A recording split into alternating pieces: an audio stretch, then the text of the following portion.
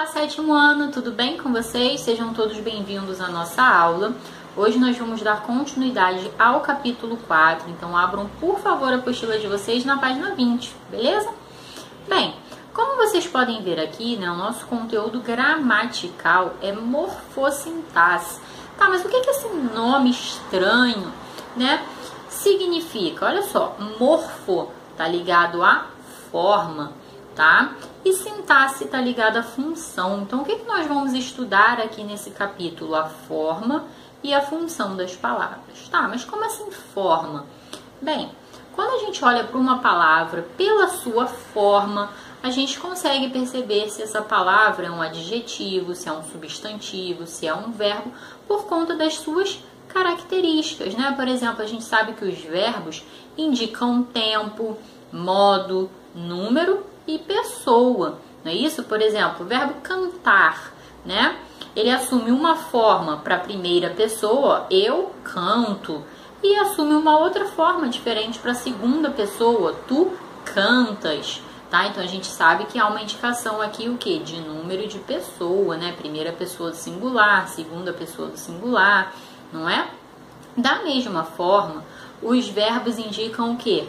Tempo e modo. Então, ó, eu cantei, passado, eu cantarei, futuro, não é isso? Então, por conta dessas características, né, a gente identifica que cantar, cantei, cantou são formas verbais, né? Nós sabemos, por exemplo, que os substantivos, eles variam em gênero, né? Então, os substantivos podem ser masculinos ou femininos, em número, podem estar no plural ou no singular. Por outro lado também, nós sabemos que os advérbios são invariáveis, ou seja, eles não se modificam, eles apresentam uma única forma, como não, sim, ontem, né? Não há ontem, ontens, por exemplo, né? Essas palavras não vão, os advérbios não vão para o plural, não vão para o feminino, né? Eles são invariáveis. Então, por conta dessas características, né? Por conta da forma dessas palavras, se flexionam ou não, né? Se variam ou não, a gente consegue identificar, por exemplo, as classes gramaticais, né? A gente consegue dizer, olhar para a palavra não, e aí a gente percebe que é uma palavra invariável, por exemplo, né? Então, por conta dessa característica, a gente já sabe que não pode ser um substantivo, um adjetivo, um verbo, que são palavras variáveis, né? A gente já sabe que não é um advérbio. É claro que há outros critérios também, né? Mas aqui, especificamente, eu estou falando da forma das palavras, tá? Entendido o que é a forma das palavras, então vamos pensar o que é a sintaxe. A sintaxe diz respeito à função das palavras. Então, essas palavras que essas classes, né, de palavras que nós já conhecemos, que são os substantivos, os adjetivos, os verbos, os advérbios, eles exercem, né, essas classes de palavras exercem funções dentro da frase, da oração, tá? E são essas funções que nós vamos estudar agora, ok? Ou seja, juntas, né, colocadas numa oração, essas palavras vão se relacionar de modo que vão exercer funções que a gente chama de funções sintáticas, ok? Bem, eu vou pedir que vocês marquem aqui na página 20, então, essas definições para guiar o estudo de vocês, ó. A análise morfológica diz respeito às classes gramaticais, levando em conta as características formais presentes nos vocábulos que nos dizem, por exemplo, se uma palavra é verbo, adjetivo ou substantivo. Grifem esse trecho, né, que é o que eu acabei de explicar aqui agora para vocês. Já a sintaxe, marquem aí, está relacionada ao posicionamento que um vocábulo assumirá no contexto comunicativo, pois ele irá exercer sua função de acordo com o lugar em que aparece, passando a ter sentidos diferentes, né? Portanto, a junção entre a morfologia e a sintaxe é fundamental no processo de análise, né, dos textos, ok? Bem, então vejamos. Beleza, né? Eu disse para vocês que a gente vai estudar o que? A função que as palavras assumem nas orações. Tá, mas o que é uma oração, gente? A oração é uma frase que contém verbo, ok? Então, se eu disser assim, silêncio, menino, isso é uma oração? Não, porque essa frase comunica, transmite uma mensagem, tem sentido completo, não tem? Se eu disser assim, silêncio, eu passei uma mensagem para você, né? Você vai entender que naquele momento você precisa se calar, fazer silêncio, tá? Mas aqui não há um verbo, então não é uma oração, mas é uma frase. Agora, se eu disser assim, ei meninos, cala a boca, faz silêncio, fica quieto.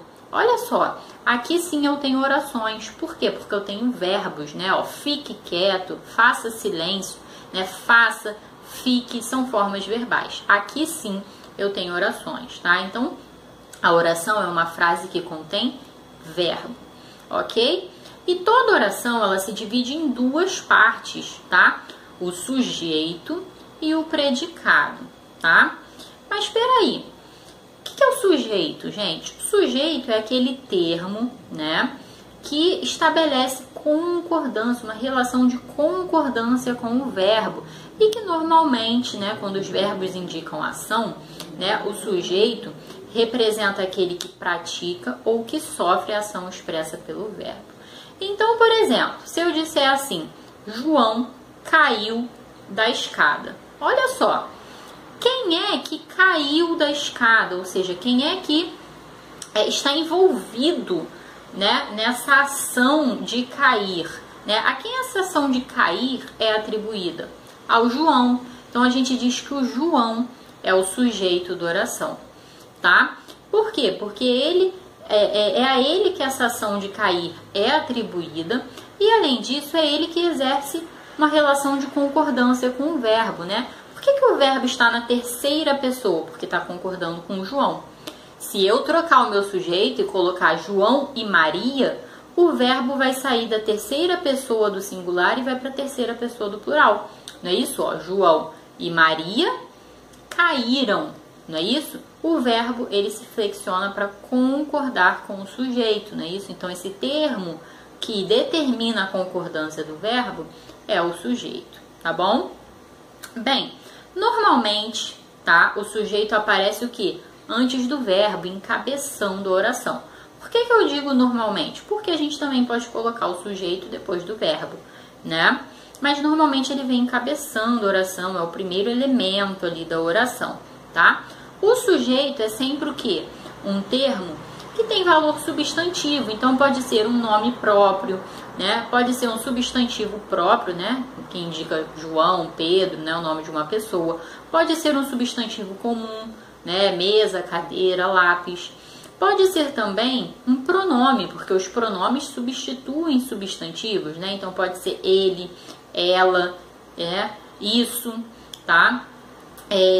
Bem, então vocês já sabem agora o que é o sujeito, né? O sujeito é aquele elemento que pratica a ação expressa pelo verbo, que sofre a ação expressa pelo verbo, né? Ou que concorda, e que concorda com o verbo. Tá, mas e o predicado? O predicado, gente, é toda aquela parte da oração, né, que está ligada ao verbo, né? Então, se eu digo aqui, João caiu da escada, João é o meu sujeito, tudo aquilo que sobrar é o predicado, caiu da escada, né? O predicado, ele está ligado ao verbo, ele está associado ao verbo, né? O predicado, quando a gente pensa em predicado, a gente tem que pensar no verbo, né? No verbo e nos seus complementos, que podem completar o seu sentido, que podem indicar circunstâncias, né? Por exemplo, os advérbios, tá? Então, normalmente, né? No predicado há alguma declaração sobre o sujeito, né? Então, quando a gente diz assim, João caiu da escada, João é o sujeito, e em seguida a gente tem uma declaração sobre João, né? Ele caiu da escada, né? Então, caiu da escada é o predicado, ok? Bem, é isso, né? Espero que vocês tenham entendido. Para que fique mais claro, a gente vai precisar fazer exercícios, tá? Então, eu vou deixar aqui no final dessa videoaula tanto a descrição da atividade devolutiva como também do dever de casa. É muito importante que vocês façam o dever de casa, tá bom? Não deixem acumular conteúdo, porque esse conteúdo vai só crescendo e vocês precisam entender aqui o mais básico para evoluir, tá bom?